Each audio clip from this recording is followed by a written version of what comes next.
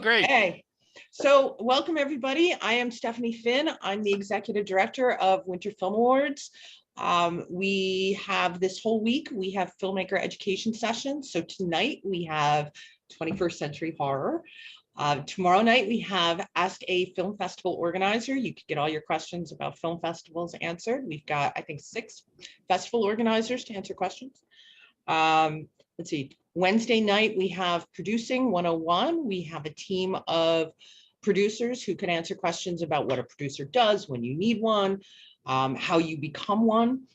And then Thursday night, we have a talk about figuring out your festival strategy and your PR strategy for your films.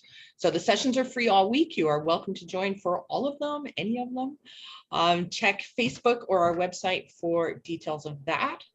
And then coming in September is our 10th annual International Film Festival, September 23rd through October 2nd. So again, join our mailing list, check the website. We would love to see you. And so for 21st Century Horror, I will introduce Joe Massiri, who is a member of the festival team and has been with us from the very beginning. And he is the horror guy. I know, the absolute beginning, before me, I think. And he is the horror guy. So I turn it over to you, Joe. It's all you know. Thank you. And if you have any questions along the way, listening audience, we're going to be using the Q&A function, and somebody will be moderating that. So put your questions in there, and depending on how much time we have, we'll take your questions and pose them to the panel. And having said that, we can turn around and start. I just want to, Stephanie's done a nice introduction for me. I want to introduce my esteemed panelists and give them a chance to introduce themselves. So starting the way they're laid out on the wonderful artwork that Stephanie did, we'll start with Clay. Clay, introduce yourself. Tell us a little bit about what you do and where people can find your stuff, and hopefully make a few fans along the way.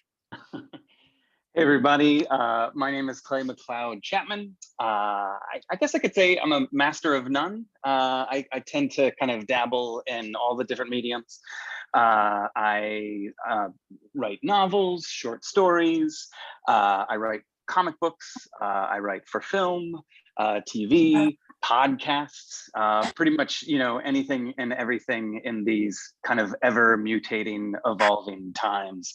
I most recently wrote and published a novel called Whisper Down the Lane, which came out in April. So I guess that's still relatively recent. But I also write for Marvel Comics. I recently have written their Scream series. I don't know if there are any comic book fans out there. And then in film, I guess the film that I would most fondly talk about is a film called The Boy, but not the boy that you're probably thinking about, not the killer doll boy, but the killer kid version of The Boy. Too many titles named The Boy, but I wrote one of them. So yeah, that's me. Excellent. And next up is Craig Singer, a filmmaker and director. And Craig, introduce yourself and tell the audience what you do. Hello. Hi, guys. Thanks for having me, Joe. You're welcome. Yeah, I started out as an independent filmmaker. Did my first film with Neil Patrick Harris and Matthew Lillard and Amanda P called Animal Room. Kind of started my film career at 30, so I had a late start, doing just some of the most god-awful 9-to-5 jobs prior to that. And then kind of started making independent films. Got signed by William Morrison, and then did my first studio film with Fox, and then Lionsgate signed me to a contract to do a few films for them, and one at Universal and one in Romania. And I did a film for them, excuse me, called Dark Ride, which was my first theatrical release. And then while I was making films, or trying to make films, because sometimes it's very, very challenging, as we all know, I started a very small media company in Tribeca that was kind of a pioneer in the user-generated content space, and built up that business and sold to Walt Disney, where I was asked to stay on as a creative vice president. We actually rolled up into corporate, so we worked with Bob Iger directly. And so I was out of the directing chair for about 8 years with Disney, but gained some invaluable experience and relationships. And it was a real privilege and an honor to work with Disney. But I was always itching to get back into the director's chair. And I was really fortunate this past year to do a small film, excuse me, called 645, which we wrapped 2 weeks before the world turned upside down. And then we did kind of the one thing the pandemic encouraged, which was working alone in dark rooms with my virtual post team. And we completed the film. We just won the Paris Independent Film Festival. And we actually have a pretty interesting announcement coming in the next few days about the film, and very, very proud of the team. And yeah, I work on some new media projects as well as traditional film and television. And I'm excited and happy to be here. Excellent. Thank you, Craig.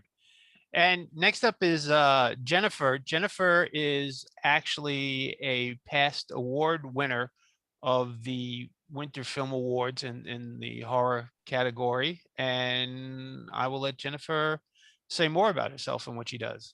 Hi, that's me. I'm Jennifer Valdez. I am, as Joe said, I won the Best Horror Short Award at Winter Film Awards in 2017 for my film called Laid to Rest. And that was very exciting stuff. And since then, I've gone on to make a couple of other short films that have played in festivals, that have won festivals. I've won directing, editing awards. My most recent film was called The Blood is the Life, and that screened at a bunch of different festivals. It was a semi-finalist in Etheria Film Night, which was big for us, and the Women in Horror Film Festival in 2020. And we did win an editing award for that at the New Jersey Horror Con. So all that's been some fun and cool stuff going on. Currently, I am going to be doing this entertainment lab for disabled film professionals. And so I'm pretty excited about that. So you get a mentor, and yeah, I'm pretty open about my disability as far as that I've made all of my films after I've become disabled. I'm one of those people that have acquired a disability throughout their life and had to kind of change and adapt. So I think that all of that kind of comes through in the message behind my films. I'm kind of,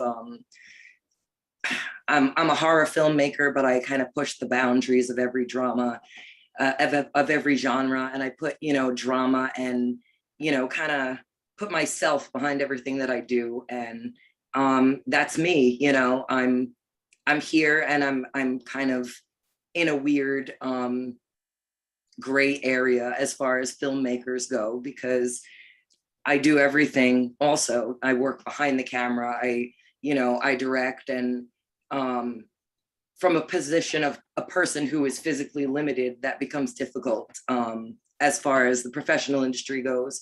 So I was recently written up in the newspaper. They wrote an article in the Queen's Gazette about me and all the stuff I've been doing. So that was great. And, I just continue to push forward, and that's me, winning awards, and, that's kind of says it all. It's what I do. Excellent. Thank you, Jennifer. And last up, somebody I've known just as long, if not longer, than the festival, and have met him at other festivals. And every time I see him on Facebook, he's involved with some project, doing something, whether it's his own or somebody else's. Jeremiah. Thank you. Hey, Joe. It's really great to see you again, and it's great to be back at the Winter Film Awards, which has always been so welcoming to me in the past. Well, I'm a New York-based film director, originally from Rhode Island, which is the home state of H.P. Lovecraft. I've done several feature films since graduating NYU. My first feature was The Sadist, which was a Killer in the Woods movie starring Tom Savini, who was a delight to work with, followed by a vampire film called Teresa and Allison. Both of those are available on streaming. My third feature was Black Wake, which was a cosmic horror, zombie, everything in the kitchen sink monster film with Tom Sizemore. And then most recently, I just finished my feature number 6, which is called Slapface, starring August Maturo from The Nun, one of those Conjuring films, and Dan Hedaya, who was the dad in Clueless and in Blood Simple and many, many other great films. That was actually made because we did a short film proof of concept that played festivals for 3 years, and through its festival life, we found producers and investors, and were able to get the feature made right before the pandemic hit. We got it in like 3 months before the pandemic changed all of our lives. So I was extremely happy that we were able to finish principal photography, and we're just about to announce our distributor, which will be coming out with a little bit of theatrical and some streaming in October. And Jeremiah, are you back from Texas where you were working on a film, or are you still I was there? shooting a pilot in Texas, so I'm just back from that. That was a spy thriller, which was a lot of fun. The other thing that's in post right now is a ghost movie starring Melissa Leo, who was my first time directing an Academy Award winner, and she was a true delight also. So yes, I'm back in New York, interviewing for jobs and in post. Excellent. And thank you all for joining us tonight. And I figured let's jump right into it. I know I had sent you guys the agenda ahead of time, and I'm just waiting to bring that up. So I guess the first place I wanted to start, I mean, everybody on the panel works within the horror genre. And I was wondering what your first memory was of encountering a horror story. Did it happen at school? Did it had someplace else? Was it a book, a comic, a movie, a toy, a computer game, or something else? What was it that basically, captured your fascination and has continued to tell scary stories? Why don't we start back up the list and go with Jeremiah, if you could start first. Okay. Well, I grew up with my grandparents in Rhode Island, and they didn't really pay too much attention to what I was watching. My grandfather really loved the Universal horror movies, Frankenstein, Dracula, the Wolfman, King, and earlier than that, King Kong. So he would show me those. They would often show like matinee versions of those films on television. So the Universal monsters were my first time seeing horror stories on screen. But at a very early age, my cousin was bringing over VHS tapes of like the Texas Chainsaw Massacre and Dawn of the Dead. So, I'm like between 8 and 10 years old, I'm seeing these like crazy ass horror movies. And the thing was that I wasn't traumatized by them. I was absolutely delighted by these stories because they reminded me of Grimm's fairy tales. And I saw no real difference between Hansel and Gretel encountering a witch and the kids in Texas meeting Leatherface. Like, it felt like a very thin connection between those two things. And it created a love for horror movies that I've had ever since I was a little boy. For you, Jennifer? Oh yeah, I've always been fascinated since I'm a kid. Definitely, since I was like 10, my sister used to sneak me into horror movies with her. She'd be like, "Oh, don't worry, and it's not scary," and I was really fucking terrified. But like, she would like say things to try to make me laugh it off, and whatever. And she would bring me to scary movies. I mean, I think I was 12 years old when she brought me to the theater to see the second Candyman. I mean, I was. That was, and I love Candyman. I'd say that's my top favorite movie is Candyman. So I mean, I guess that helped develop a love for it, fascination, terror, and also as far as a story that sticks with me, it was Disney World. When I went to Disney World, I must have been 5, maybe 6 years old. So this elevator comes up and it opens up and there's blood pouring down the wall of the elevator. And I look in and I say to my sister, oh my God, there's blood in there. There's blood in the elevator. And I step into the elevator and she presses the button and closes the doors on me. And I am locked in the elevator, freaking out at 5 years old with the blood pouring out. And you know, when you're small, you think, I mean, it really wasn't a lot of blood. It was like dripping down the buttons and the wall. So in turn, it was terrifying, but also I think invoked some kind of fascination at the same time with elevators and horror. Craig, what was your earliest memory of and fascination with horror?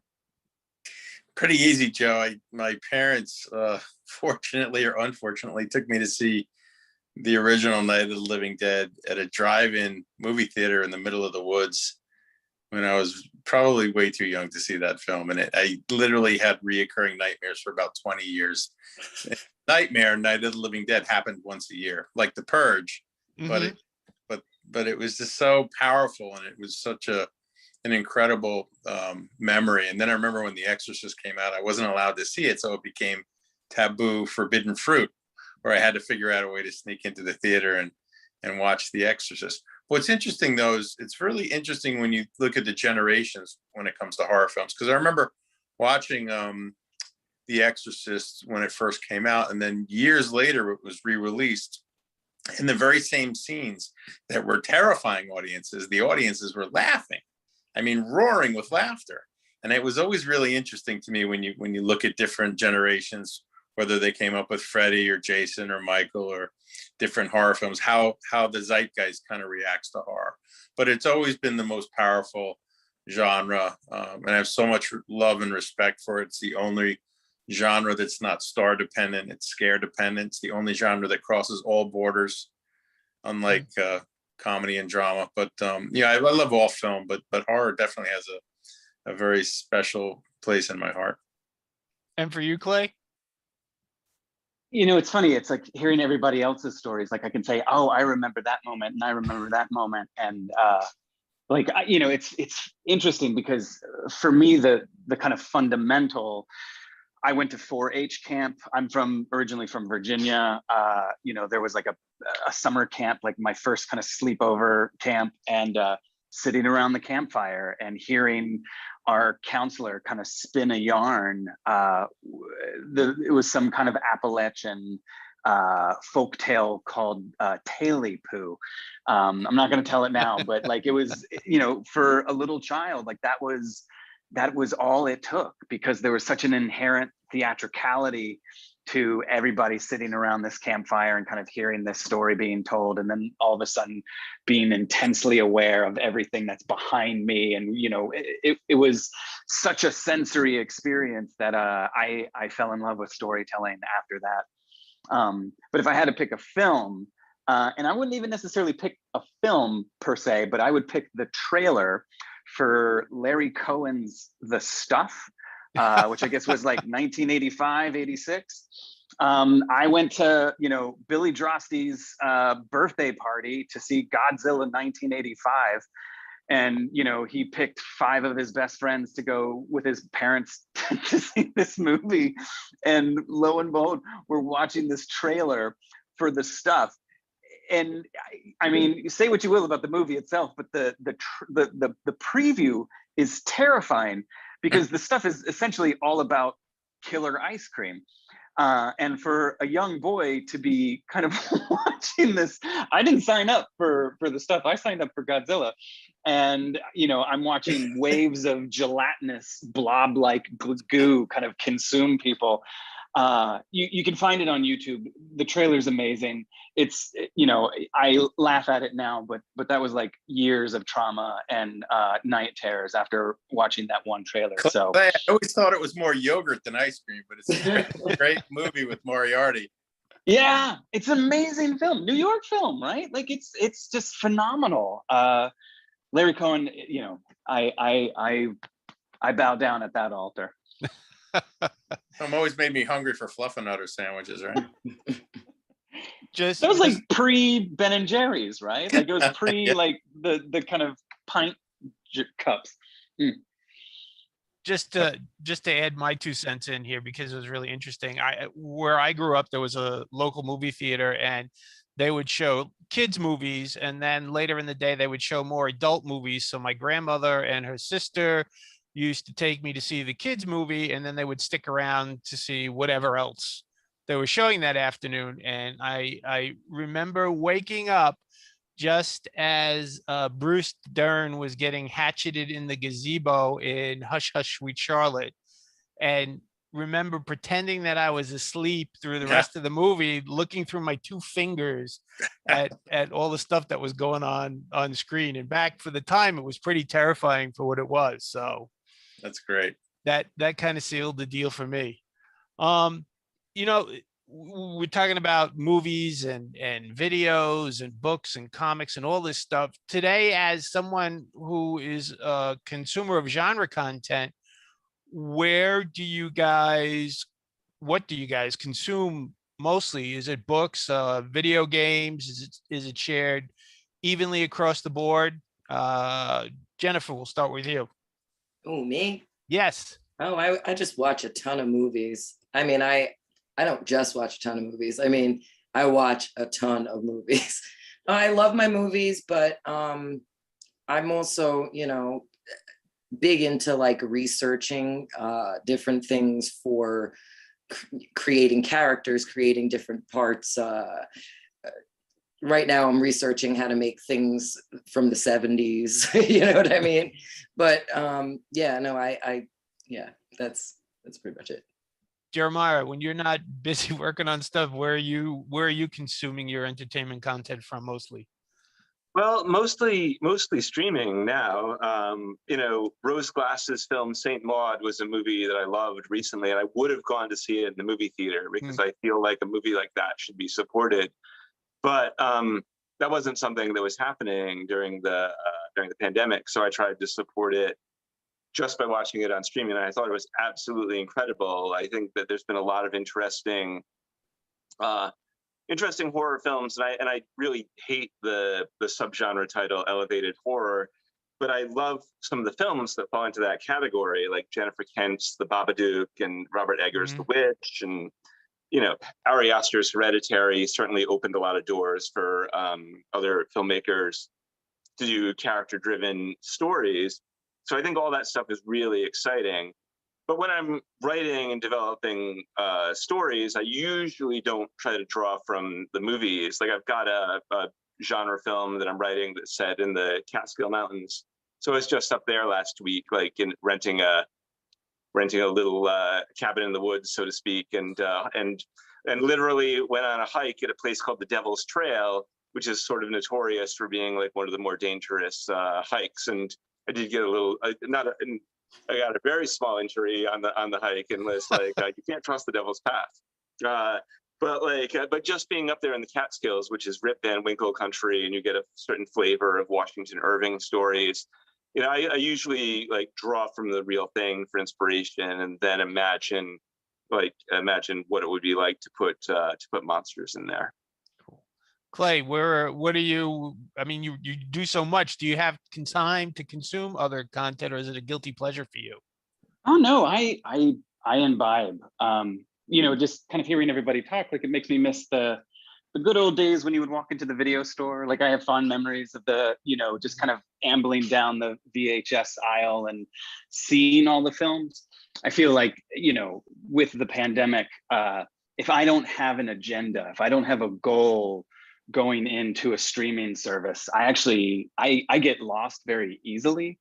Where if I'm on Amazon, I'll be like, oh my gosh, there's so many choices. Like I need to pursue a film rather than just kind of like go and be like, what am I going to watch tonight? But I read pretty heavily. I try to read at least one book, if not two books a week.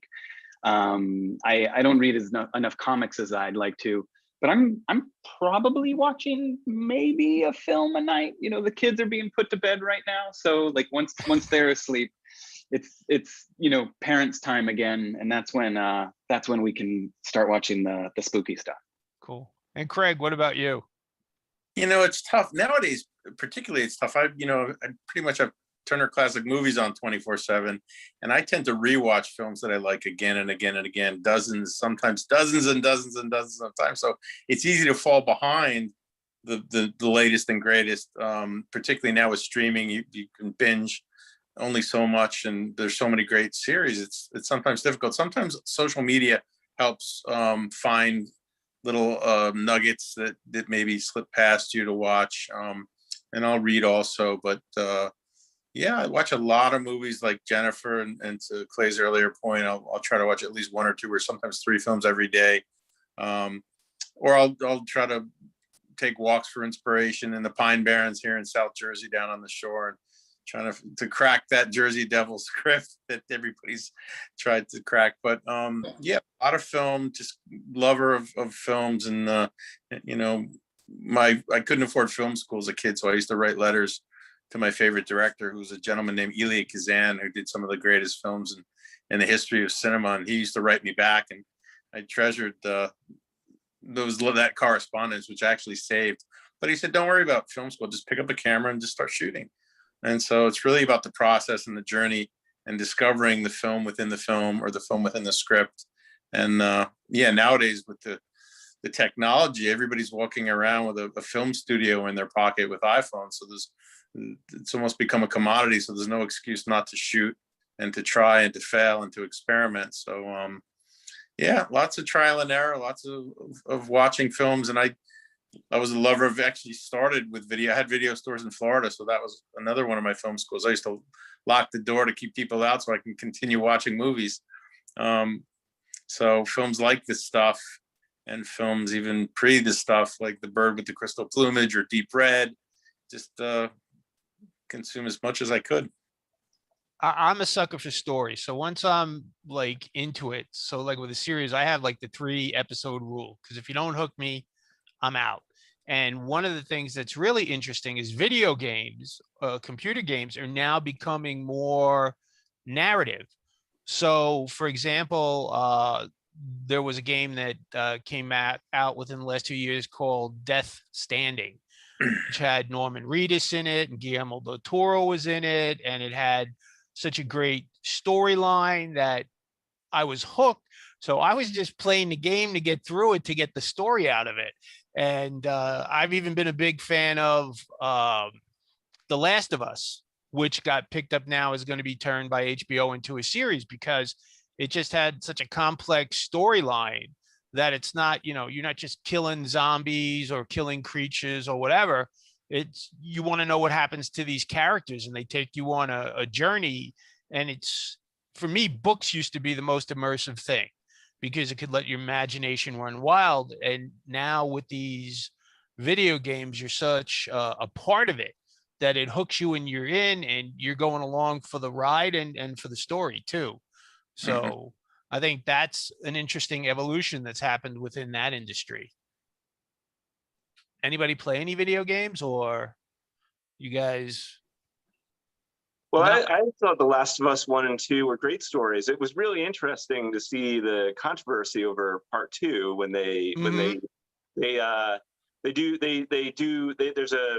twist that we can't really reveal if you haven't played the game, but like it really upset the fans. But I thought it was remarkably good storytelling for a game to upset people that much emotionally, where they had a deep emotional investment in the characters, and then it did something that was as brutal as the twists and turns that we have in the horror films that we've all remembered from over the years. But Joe and I won't spoil it, but I thought it was truly remarkable, and I thought that it was character driven and emotionally upsetting, even more than the violence of the zombies and so on. Yeah, Joe, I view video games like golf. One less thing I can be addicted to. But seriously, whether it's video games or NFTs, it's the lines are blurring. It's all about storytelling. Joe, you hit the nail right on the head. So regardless of what you're into, it's people want to touch audiences in a unique and compelling way, and it's all about, starts with great characters and great storytelling. And it looks more like a movie. Yes. It's very cinematic. Mhm. Like that's something you could say about it. The development of the way that they're shooting the video games is pretty damn cool. Like And the motion like capture that that they're doing. VR 360 kind of thing, right? You can see Mhm. every single, all the way around. It's very cool. So I wanted to get your reaction to this, and that's why I sent you the quote ahead of time. So horror author and lawyer Douglas Winter wrote that horror is not a genre, it is an emotion. It is it is a progressive form of fiction, one that involves to meet the fears and anxieties of its time. So, that's a big conversation that we've had at a lot of conferences and conventions, is that seems to be why there are so many subgenres within horror.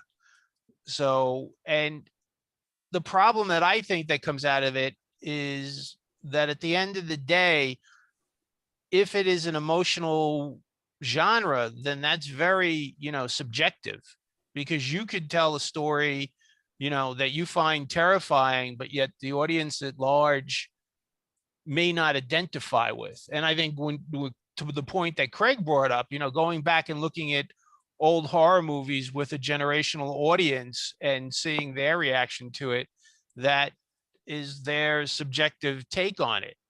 So what do you, feel about the genre and its emotional stability in trying to connect with an audience per se? Clay, you want to start?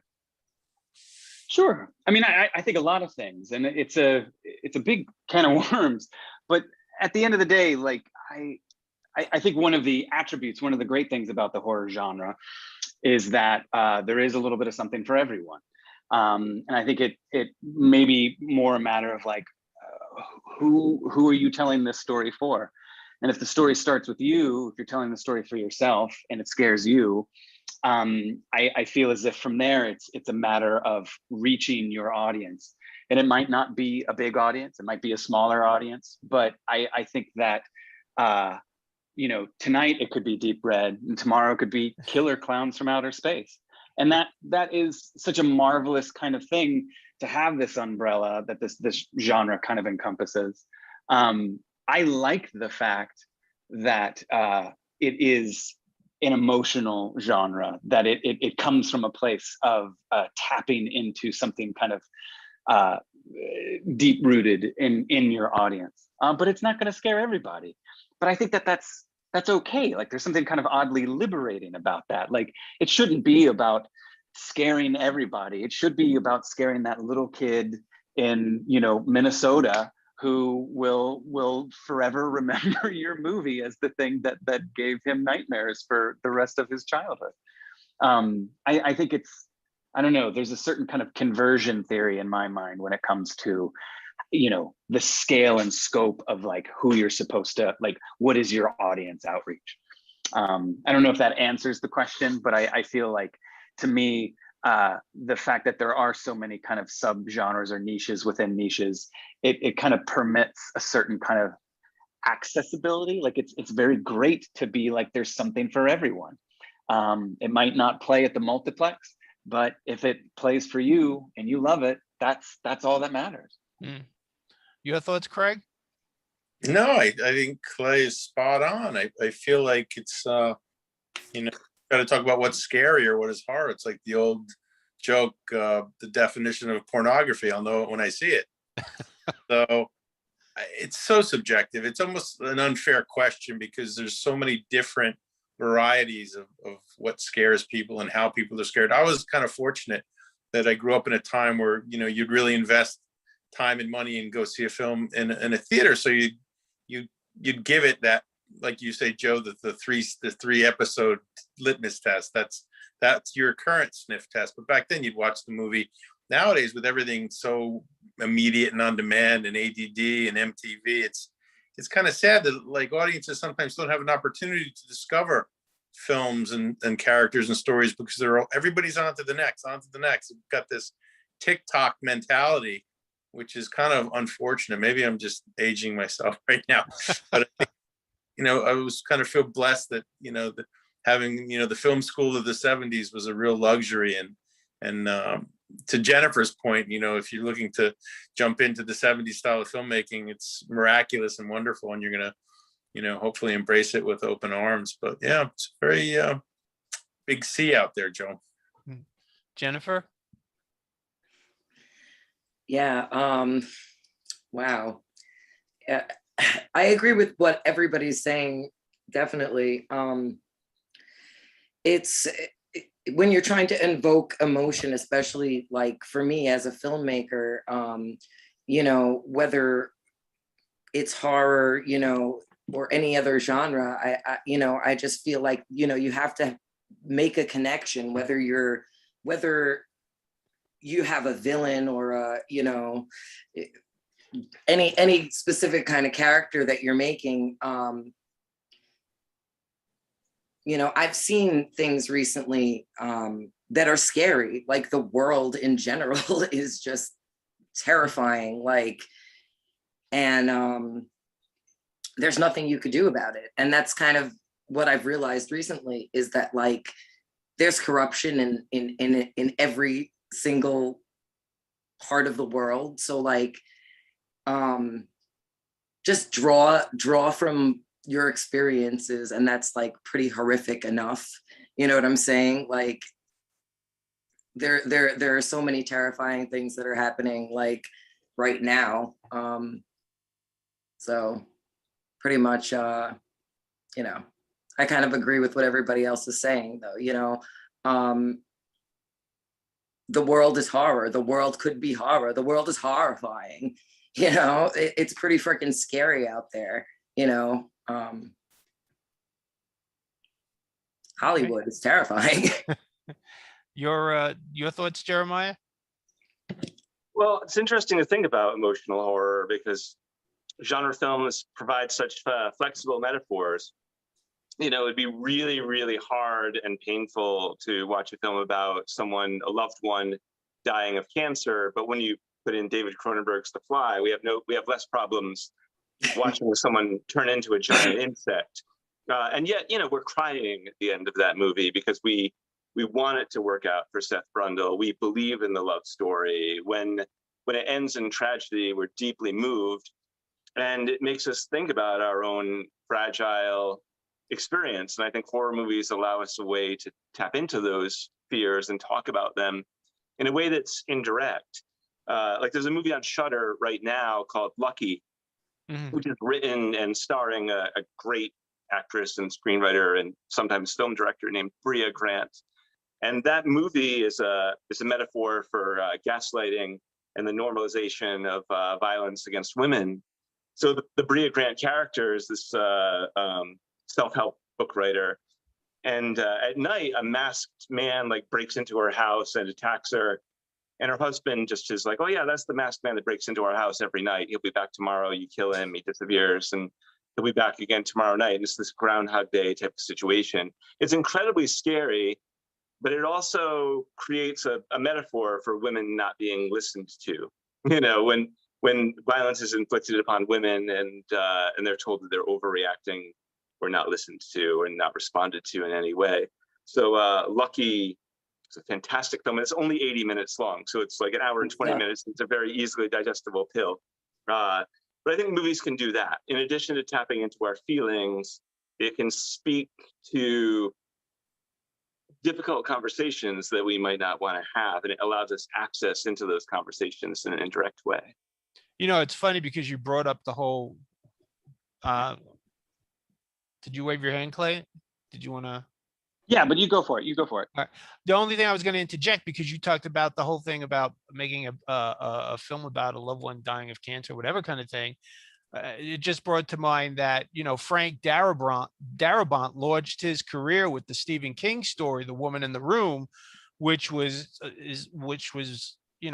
he drew on the experience of having to deal with a loved one who was dying of cancer and dealing with that, and how he turned it into a horror story, and then Darabont turned it into a film, which eventually launched other great films from Shawshank Redemption to The Miracle Mile, and his help on The Walking Dead. So yeah, it all depends on how they deal with it, and I think that's the nice thing about film that's based on something other than an original screenplay idea, that you have somebody expressing their emotions, turning it into a horror story, and then a filmmaker identifying with that and translating it to the screen to make it accessible to a wider audience.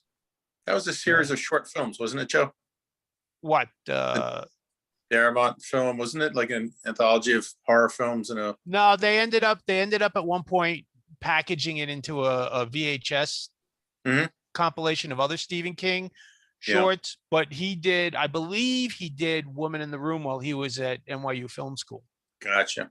Yeah, that was cool. So, Clay? Oh, I was just gonna add that Jeremiah brings up Lucky. We're kind of bemoaning like the kind of the lack of attention, that you have basically those first 5 minutes before your audience will click on to the next film. But some organization like Shudder, which costs what, $6 a month at this point? It's an amazing kind of tastemaker that I wish there were more of. I feel like Shudder's a great kind of resource because they are doing a fair amount of their own kind of original content, but they're also kind of bringing old kind of films that maybe aren't wildly accessible. I feel like it would be, if you don't have a subscription to Shudder, you should, because you're kind of guaranteed a treasure trove of some great films, both new and old. And it's nice to have someone, there are curators who are basically responsible for finding films and kind of unmining, uprooting these classics that you can't find anywhere else. I think this is my plug for Shudder. I was going to maybe bring this up later on, but you bring up a good point, because here's the way that I look at it. As someone who is a consumer, and all of you panelists sound like you're consumers as well of content. One of the problems that I have is that back in the day when a movie opened up in a theater, okay, and then they rolled it out to other theaters, it was accessible to the masses. Now, in these current times that we live in, we've got the mega platforms like Netflix and Amazon Video and such, and then these smaller niche markets creeping up like Shudder is. But at the end of the day, if there's a really good film that something like Shudder picks up and decides to put it on their platform, does that maybe limit the audience or stigmatize the audience in a way that maybe if they saw it on Netflix or Amazon Prime, they might give it a chance, whereas by putting it on Shudder, it kind of puts the blinders on the audience? Craig, what do you think? I think it's an interesting question. I'm gonna defer to my esteemed colleagues and hear what they have to say. I want to mull that one a little bit, Joe. All right, Jeremiah, your thoughts? I don't know. Wait, it's a longer conversation when I'm thinking about all the different platforms, and because I have my producer hat on sometimes and my director hat on sometimes, and I feel like it's a very interesting dynamic now, the relationship between filmmakers and distributors and festivals, and there's like this whole, it's funny, I was talking to a friend the other day, we were saying how, filmmaker, you make a film and all you want is the audience to watch and enjoy the film, but in between you and the audience, I liken it to the scene in Shawshank where he's in the sewer line of shit and he's got to wade through the sewer of shit, and the filmmaker is pretty much like that character in that movie. You've got to wade through a sewer line of shit to get between the film and the audience. And I feel like there's a lot of emerging technologies. I feel like things like blockchain, once it matures, it's going to be much easier to go filmmaker to consumer and cut out a lot of the middlemen. So that's kind of where my mind was rambling when you were asking the question. But I think it's a really exciting time to be a filmmaker because there's a lot of opportunity, and the challenge is to kind of rise above the muck and the white noise that's out there, because it's a lot easier to make film. So now to break through the clutter and to get your film seen is kind of the name of the game. So it's a double-edged sword, my feeling and relationship with the Shutters of the world, quote unquote. Your thoughts, Jeremiah? Well, I think it's the same as it's ever been, like with a different electronic medium. I think word of mouth is still the most powerful way for genre fans to communicate to one another. I say, God bless the internet and social media platforms for all of the bad that they do. It also enables people to hear about these things. Like I first heard about Lucky through the internet. I heard about His House, which is on Netflix, because all of the horror folks were talking about it. Like anybody who had seen that movie was like shouting at the top of their lungs, like, you've got to see this. This is absolutely incredible. And I think that it's people telling other people, whether it's online, or however, like that's how we learn about these things, and then we access them however we can. But I think that was true back in the day. Like in 1982, John Carpenter's The Thing was a box office disaster, which is a great pity because it's a brilliant masterpiece. And people discovered it on VHS and on HBO. And then like gradually the audience grew over the years, so that now everybody in the horror, horror fandom like reveres this film, and it's one of people's top 10 usually across the board. I think that's the same is true for movies like Lucky on Shudder right now, and His House on Netflix. There's a movie called Jacob's Wife that was at South by Southwest. That like I didn't go to South by Southwest, but like I heard about it through people that had been there, who had read the reviews, who found it, and then it is available on like Amazon and YouTube or wherever you get your horror movies. But I wouldn't have heard about that movie if people that I know hadn't been telling me, this is a great film, you really should check it out. I've never seen anything like it. How wonderful is it that like there's a horror story about a middle-aged couple that's not like insulting. So ultimately word of mouth, I think, is the great information superhighway.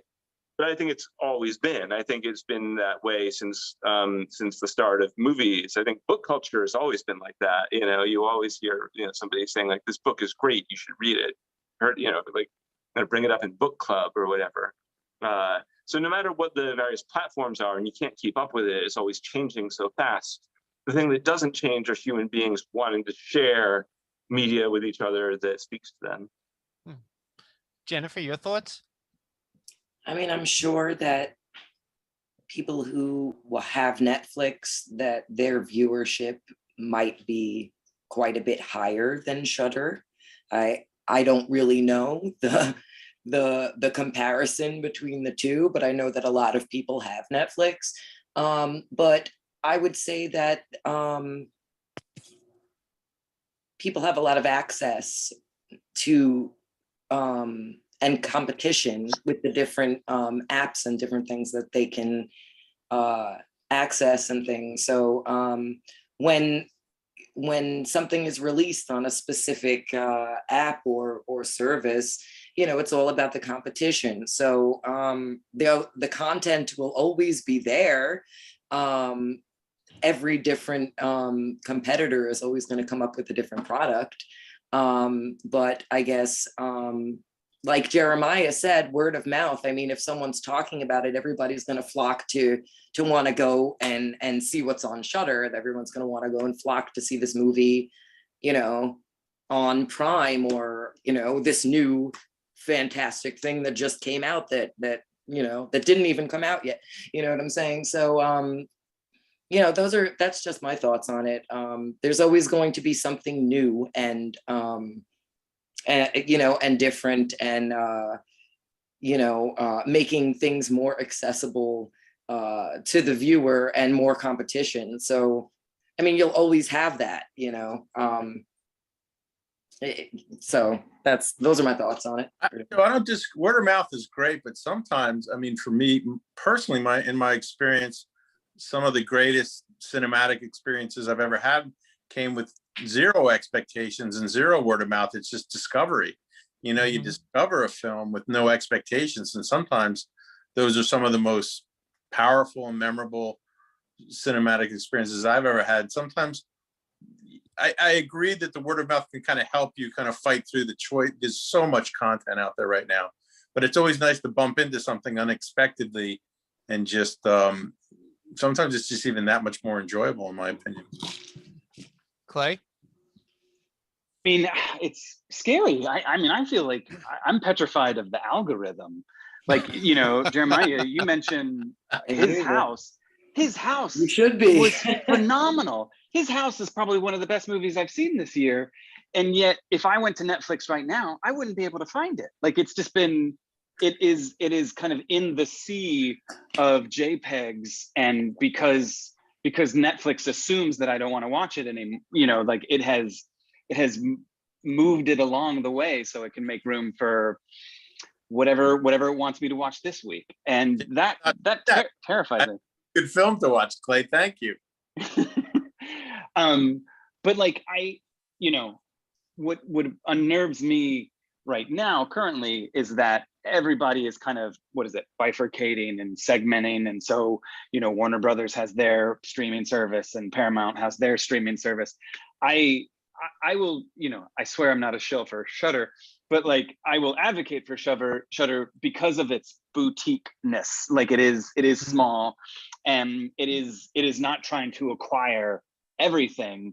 It's trying to choose what they feel. It feels like a mom and pop video store to me, and I would take that over, say, Hulu or Amazon or Netflix most days.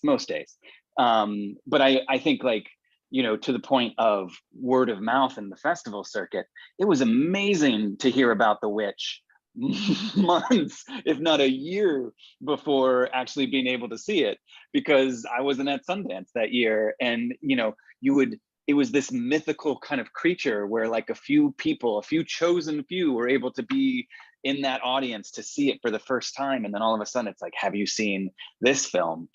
And then I feel like that cycle kind of plays itself out, where like every year you're kind of, there's like, what have you seen that film that played at either Sundance or South by, and then you try to find it, like, when is it going to come out? I think for us, lowly kind of human, the not the Ari Asters and the Jordan Peels of the world, I feel like I would be afraid of the algorithm kind of burying me under whatever digital kind of tidal wave it has. So I would take the smaller audience of a Shudder, knowing that the films that they curate are films that they really believe in. Where Amazon, not to knock Amazon, I watch Amazon just as much as I watch Shudder and just as much as I watch Netflix, but there is a there's a lot there, and I don't know if I can find the things I want to find. You just come up with the sequel for this stuff. It's called The Algorithm. And we're gonna have Jeremiah write it, and I'll produce it. Joe, what do you think? I'll do the press for it. How's that? Thank you. It's interesting because that's why I like to be involved with film festivals. I go out to AFM. I like going through the submissions. I like to see what's out there, who's making what, and then to find stories that I feel, should be championed, because it really rises above the muck. And, when I was part of the Hamptons Film Festival and was doing stuff at NYU, looking at their graduate and undergraduate films that they would give awards to and stuff. The dean of the film school had said that we live in interesting times because, like as Craig said, everybody's walking around with a film studio in their pocket. But the real thing that differentiates one filmmaker for another is their ability to be a storyteller and what it takes to be a storyteller. For you personally, what do you feel makes a good storyteller, and how does that influence the visions that you shape? Jennifer? I've got a good story. I've lived a good story.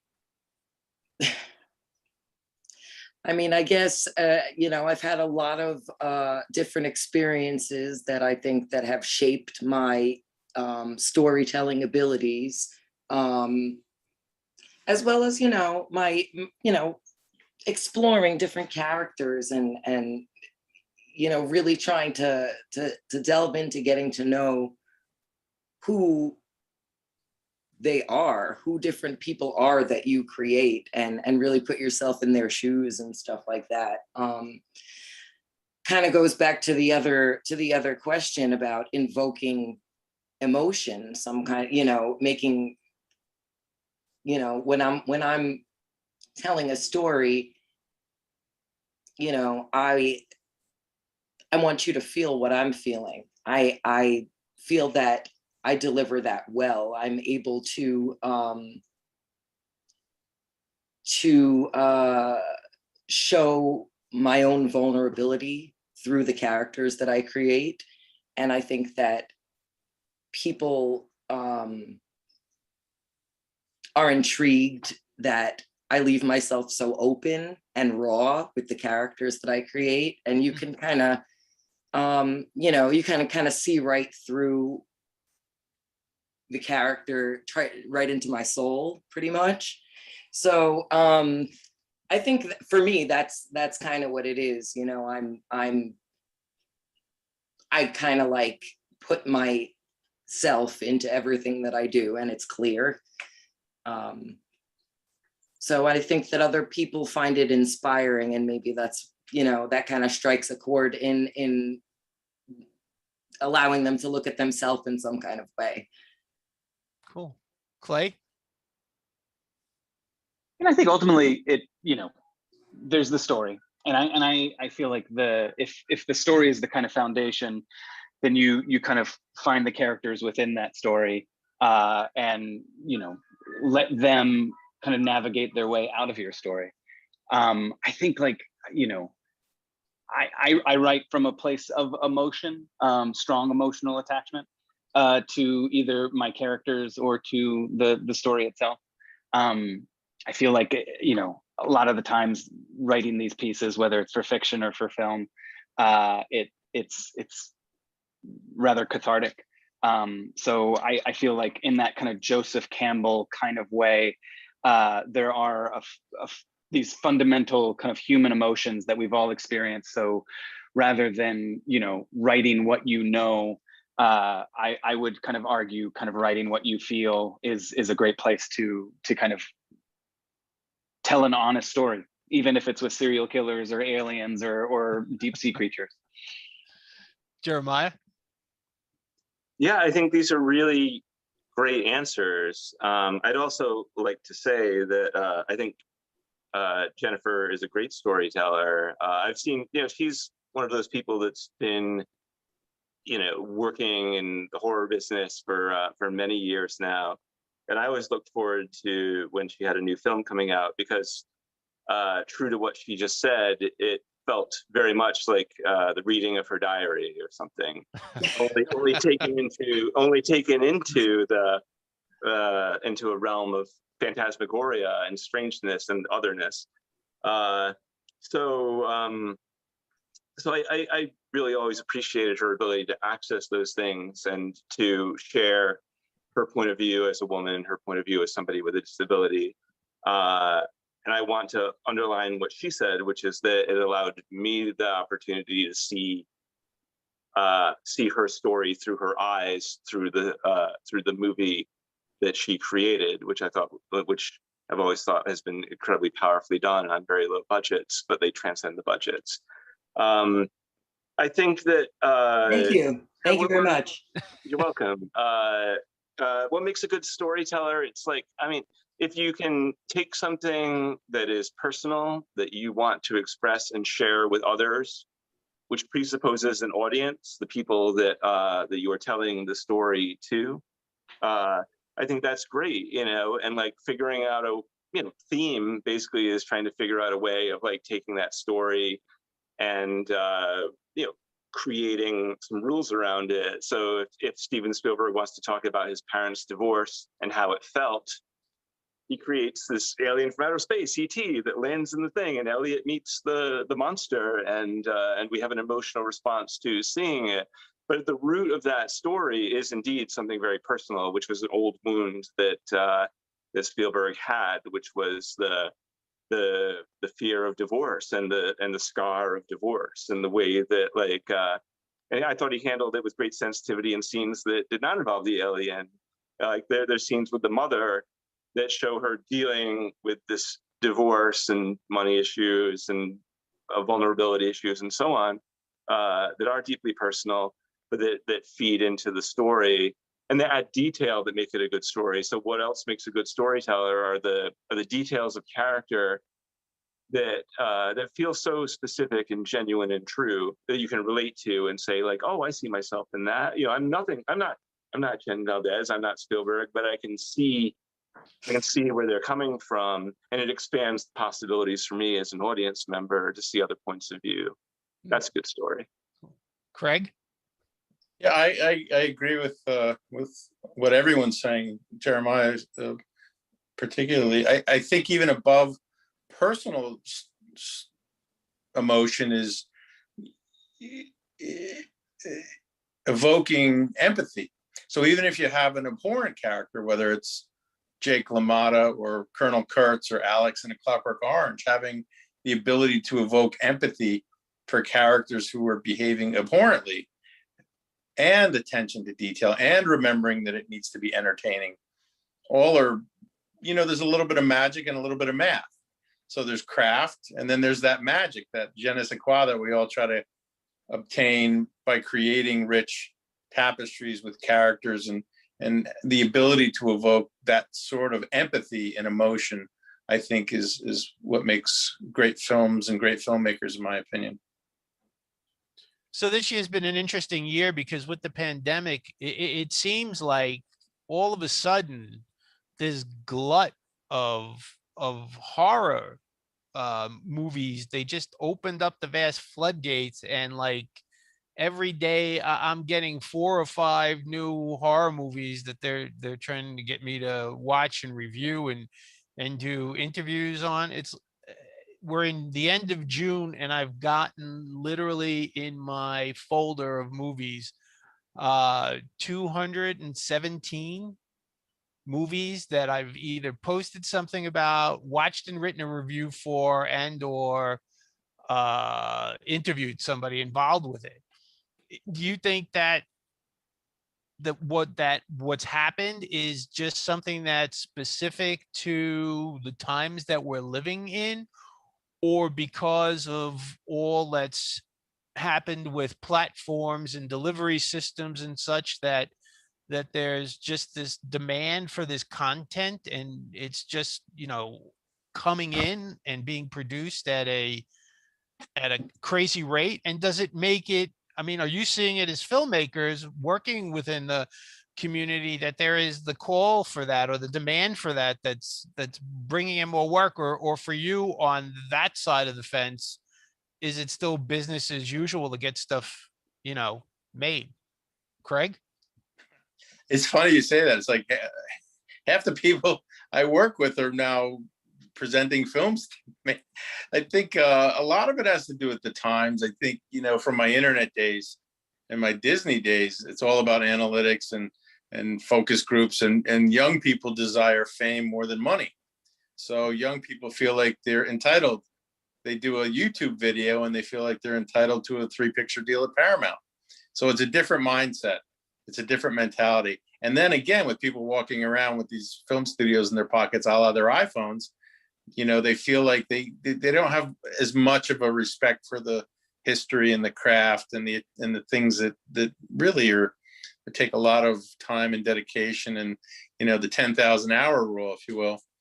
So that's why you're seeing this glut of, you know, films. And also they read headlines. They know that horror films are relatively cheap to make with respect to other types of films, and let's make $100 million and spend $10,000. So that's the mindset. They feel like it's easy.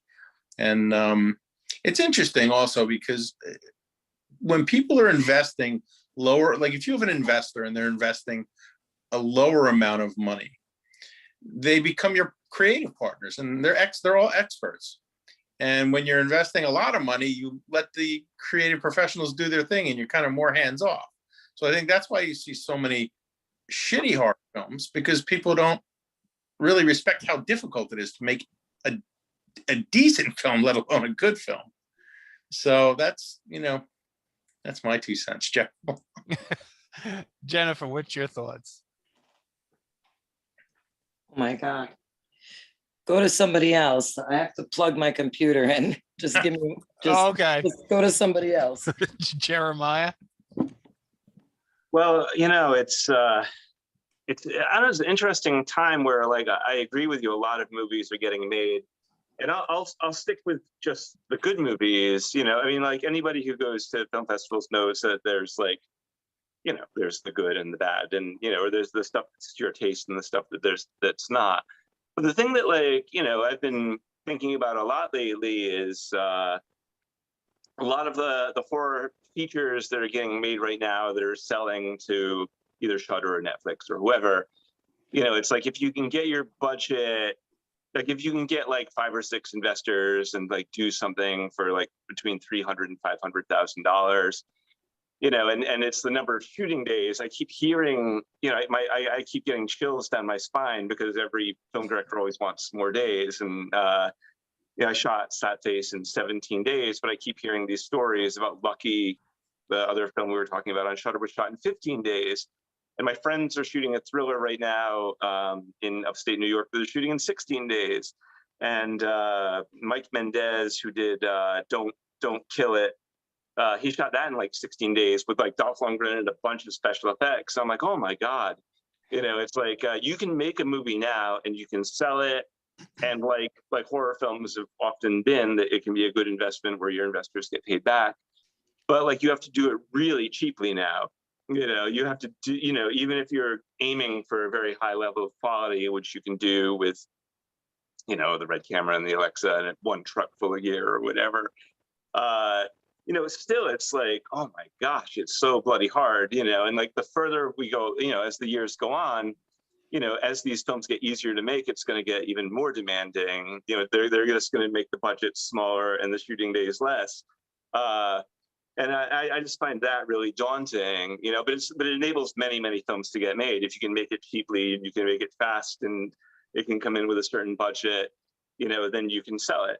And a lot of people who invest in horror movies know that now. So there's tons of horror movies that are getting made, in addition to all the ones that are like, you have chewing gum, cardboard, let's build a set, we have a dream, you know, all those movies, some of which are great too.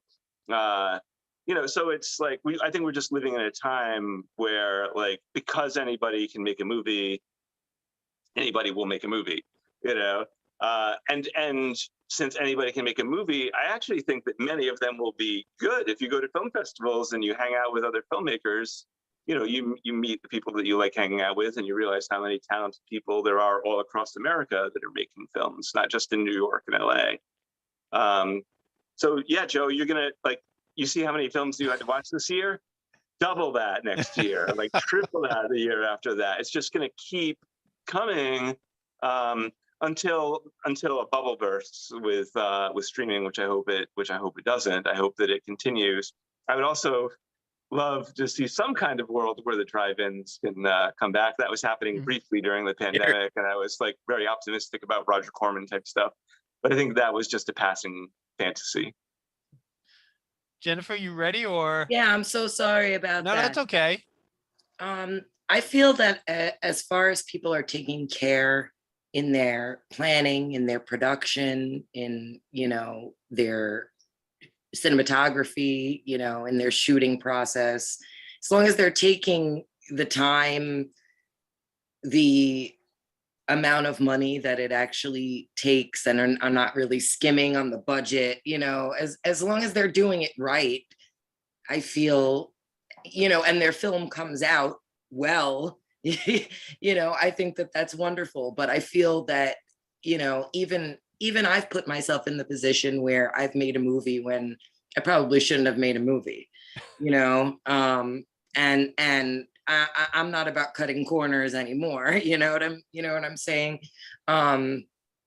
Basically, if you're going to do it right, you know, because like Craig was saying, I mean, there are a ton of people making movies out there, you know, with, you know, their tiny little handy cam, and, you know, obviously it's not any kind of competition, but it kind of is, though. You know what in a way, there it is kind of competition, because as Clay was saying, you're seeing all these millions of movies, maybe you're missing that one really great one, you know what I mean? So in a way, I agree with what everybody's saying. You know, there's so much content out there, but at the same time, if you're going to do it, I just do it right, otherwise don't do it. Clay? Well, I have three thoughts, and one of them is actually a question to you, Joe.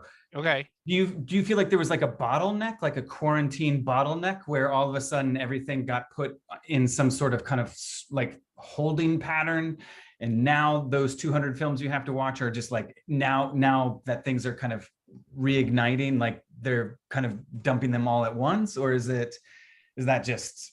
No, I mean, usually I would get maybe one or two, maybe three a week, but like every day I sign into my email and I've got another 2 or 3 horror movies that they're pumping my way. And just to prove that there's a glut, it's like I'll get hit up on a Friday for a movie that's opening the following week. It might be on Tuesday or it might be on Friday, but it's like, why am I getting this so soon? And then it's not even that. Well, can we send you this for review? And then, oh, do you want to do an interview with the filmmaker? And I'm like, whatever happened to like at least let me watch the movie, digest it, give me some lead time, you know. It's insane. No more lead time. It's now, it's fast, it's furious. Yes, it is. Do it. Jeremiah brought up the drive-ins, and I feel like there was that one story about what was the film? Was it The Wretched? There was one moment where the #1 film in the box office was this independent film from, I think, Michigan. And it was just so wonderful that like this film that like, who would it, like, where did that come from? And it like, they can say that they were the #1 film in the whole country, and it was playing at the drive-ins. And so, you know, that's apropos to nothing, but I just thought that, you know, there could be a parallel alternate universe where we're all at the drive-ins right now. But, you know, for me as a writer, I got stuck in kind of quarantine development limbo, where at least the studio work that I was doing, you know, like they were like, we'll Zoom you in, like you don't have to fly, like just stay where you are, like we'll just develop.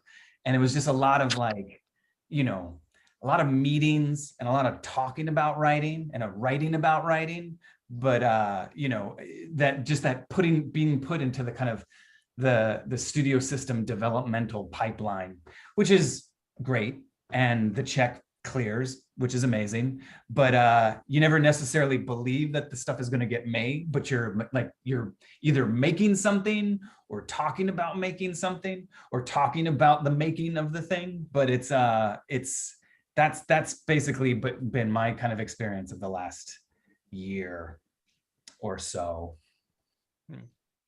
So a few years ago, well, I should lie. I'm lying. It was almost like 30 years ago. I used to do the horror and occult review section for Rave Review magazine. in addition to writing book reviews for other places and comic book reviews and such. And I was interviewing Ed Pressman on a film, and he said, you're the guy who writes those reviews? I was like, yes. And he said, that's great. I like your reviews. I said, I'll tell you what, I'll give you $500 and you could put together a list of what you would think would make some great films, and I'll pay you for it. So I did that for him. And over the years, I've been adding that to the books to that list kind of thing. And in my office, because I get so many books, I tell everybody every book on my shelf is either already been made into a movie or would make a great movie. And I think the problem with Hollywood, is that people in the film business don't read. And, to be a great storyteller, to be a great writer, you have to be a reader. So having said that, how often do you read either a book or a comic book or even just screenplays, just in order to flex that brain in your muscle to help you get better at your craft? So because you're so prolific, I'll start with you, Clay. I have to read. Like, I mean, I love reading. That's kind of the, there's a tug of war between film and literature, but like, it's a great time to watch movies and read books. So I'm imbibing all the time. I can't read on a Kindle. Like, it has to be like a physical thing. So, there is a to be read pile. And it's pretty big, but I love scaling that mountain, and chiseling away book by book.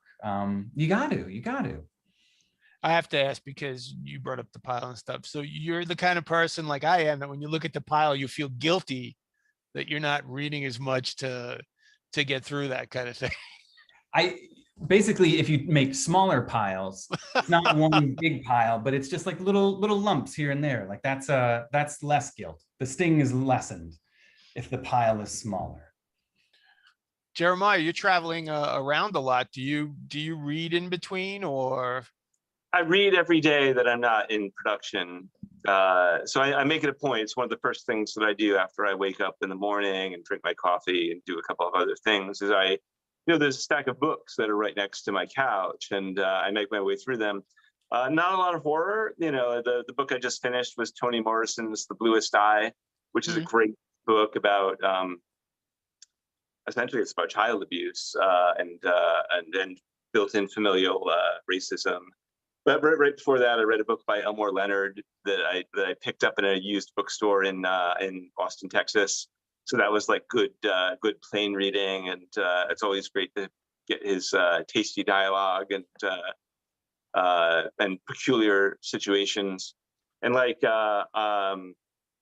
a book about the destruction of the Indies, not independent film, but the Indie islands.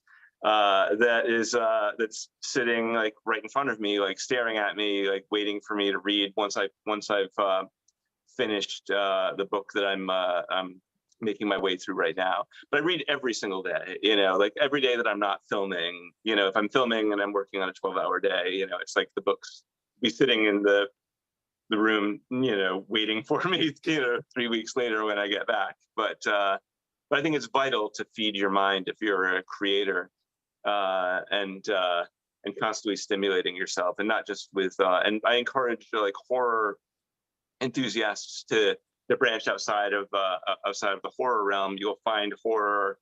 You will find scary stuff in fiction and in nonfiction that is dramatic or absurd or whatever, that will, if you think about it that way, if you think about it the same way that John Carpenter thought that he was making a Western every single time that he was making a horror film, it would probably be useful for you. Jennifer, do you read anybody in particular, or do you have any favorite authors that maybe we haven't heard of? Or I do like to read. It's good brain food.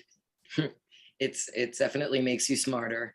I read a lot of different things. I like the strain. I like to read the strain books. I like anything by Clive Barker, you know. Scarlet Gospels is something I started reading. So, but yeah, I'm currently reading a lot of different reference materials to research and development type of stuff for different things that I'm writing. I just read all different things all day long because I want, you know, I like to be accurate when in my storytelling, and I like to gain knowledge. So, you know, I like to read the news. I like to read all different things, you know, just research about it, all different time periods. I like to read about ancient civilizations, architecture, all different things, you know, space. I love space, you know. So all that different things, you know, all different things. So Craig, other than the trades, are you reading other stuff as well? I love to read. I wish I had more time to read. I usually rely on my smart friends and get book referrals. There's a great book, Eric Larson's Devil in the White City, which I really enjoyed. It's fascinating. Read a book called Assassin about the Lincoln's assassination, which was very, very dense. I generally don't read horror. You know, I read Malcolm Gladwell, and I like history and you know, some true crime. But yeah, I think it's really important. I like to read some older writing by O. Henry.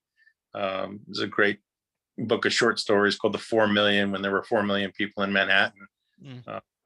Obviously. But yeah, I wish I was as disciplined as Clay and read. I have a feeling you read a lot more than I do, Clay, but yeah.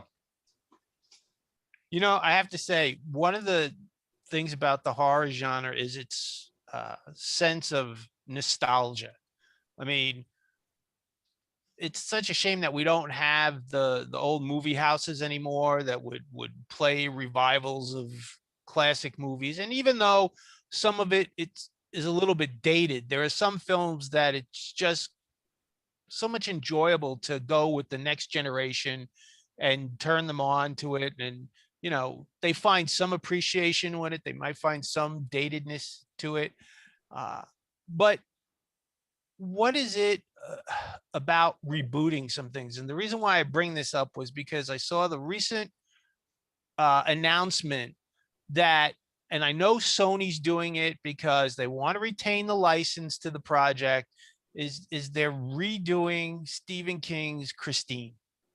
And, you know, okay, first of all, it's John Carpenter. Second of all, it was a gritty, grungy horror movie that tapped into the grittiness of the story and the characters from Maine and the guy who owned the car and stuff and whatnot.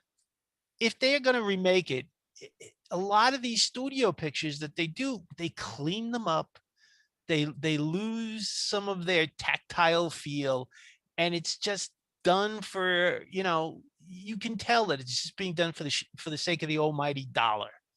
So at the end of the day, I mean, do you feel that there's a right time to remake or reboot something, or that sometimes the original just needs to be left alone and stand in perpetuity for what it was? Craig? It's a great, well debated question. I think so. I mean, arguably, if certain technologies enable certain types of stories to be told in a more robust fashion, perhaps. I mean, I love Spielberg, but we don't need West Side Story to be remade. You know, we don't need Jaws to be remade. We don't need The Godfather to be remade. So I couldn't, you know, when you've climbed the mountain and you've got all the money and awards, and, you know, I was just trying to think of what was the catalyst for a decision like that. But look, there's, you know, you talk about the movie houses that are gone. We've kind of replaced that with things like Turner Classic Movies. I discover great old film noirs all the time, and films that I never would have seen, whether it's a film like Pittsburgh or just like anything. It's you know, your cup runneth over with opportunities to see really wonderful old films that normally you'd never have a chance to see because they wouldn't play them in theaters, and unless you got lucky in the olden days and WPIX had it, or, something like that with 1 million commercials. So it's there's different technologies, but in terms of why remake a movie, it's a great question. I think it's all, I think, you know, to borrow Clay's word, it's analytics. And I think that's they remake. People are looking at check boxes now. They want to have the right type of director. They want to have the right type of you know, in the old, if you look at what greenlit films decade by decade, you know, from the 20s on, you know, back in the 70s, it was more of a filmmaker's medium. Nowadays, the marketing department, the marketing voice used to have a very, very small voice in the room, and now it's the large voice in the room. So everything is driven by focus groups and analytics and checking boxes. And I think that's obviously a slippery slope, but that's them's the breaks, man. That's the world we live in. Jennifer, what do you feel about reboots and remakes? Look at this face. You know, I mean, not all of them are horrible, but I mean, I'm sick and tired of getting mad and sick about them. Like, I really, you know, I mean, you know, so many of them have been so bad. It's just, you know, I've been I mean, some of them have been okay, but like Jennifer, not all of them are horrible. The rest of them are terrible. Not the rest of them are okay. I said, you know, because maybe it's because I grew up with a lot of these original movies that, you know, a lot of the kids today don't even care about seeing. You know, I'm a child of the 80s when a lot of these creature movies came out and are close to my heart and everything like that. And I have never really enjoyed remakes. You know, I'm sorry to say, you know, I've watched some of them. I'm not gonna lie and say that I haven't watched some of them. And I'm more for like the reimagining of the stories 20 years later with some of the same characters. Like I'm really into reboots. Like Cobra Kai is one of my favorite things on the planet right now. Like, you know what I mean?